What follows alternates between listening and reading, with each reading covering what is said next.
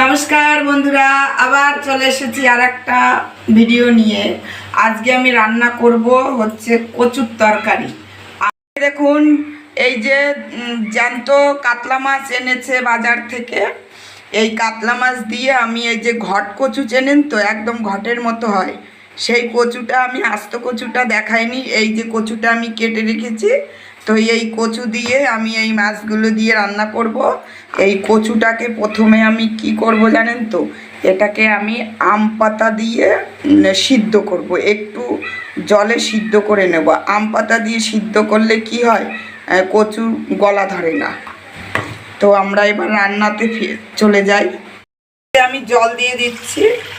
এই যে মাছটা ভাজার আগে আমি আগে কচুটাকে একটু সিদ্ধ করে নেব।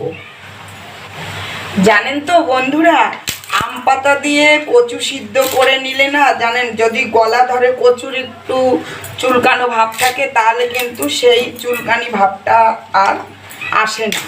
এই জন্য আম পাতা দিয়ে আমি প্রথমে এই যে কচুটাকে একটু সিদ্ধ করে নেব।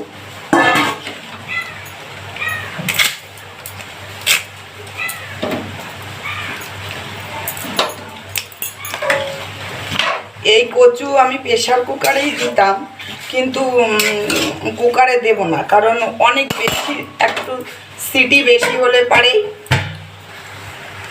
সিটি বেশি হলেই অমনি দেখবেন কচুটা বেশি গলে যায়। গলে গেলে পারে কচুটা অতটা গললে কিন্তু ভালো লাগবে না খেতে।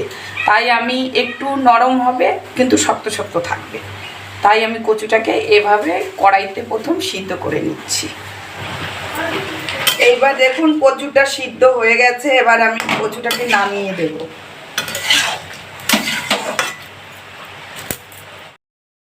তো বন্ধুরা, এবার আমি এই কচুতে আমি একটি মাত্র মশলাই দেব, সেটা হচ্ছে এই যে ধনে দিলাম আর হচ্ছে এই যে জিরে দিলাম।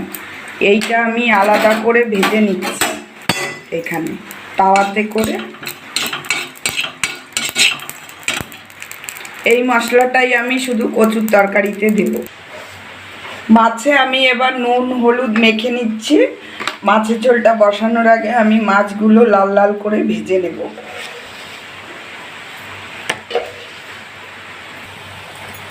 কড়াই গরম হয়ে গেছে, এবার আমি তেল দিয়ে দিচ্ছি। তেল গরম হয়ে গেছে, এবার আমি মাছগুলো একে একে দিয়ে দেব।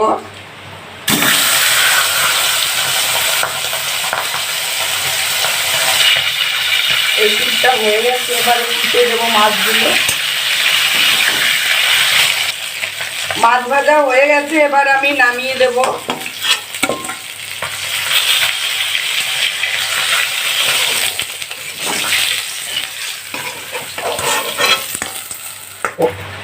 তো শুকনো লঙ্কা দিলাম ফোড়নে,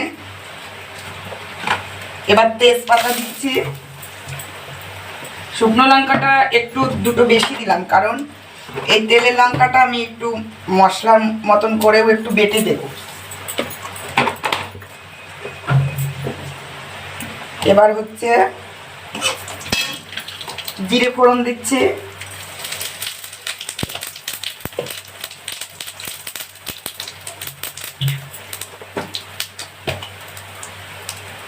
এবার রাঁধুনি দেব।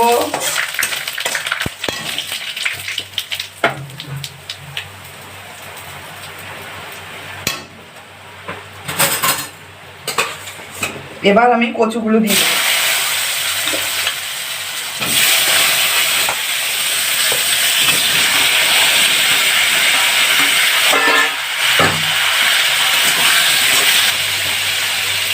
হলুদ দিয়ে দিচ্ছি,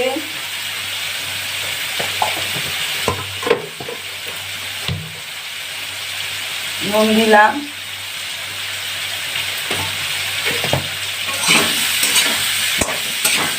এখন জল দিয়ে দিচ্ছি।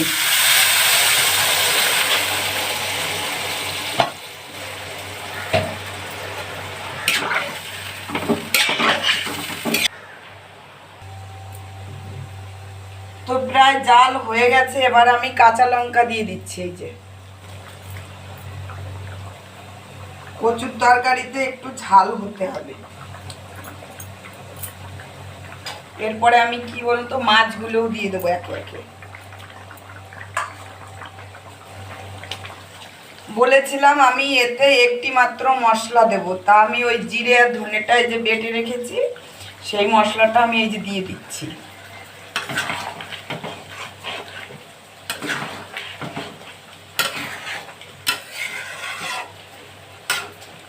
আর কি করব বলুন তো, আমি বলেছিলাম না এই যে দুটো লঙ্কা, এই লঙ্কাটা আমি একটু আলাদা করে বেটে দেবো এখানে।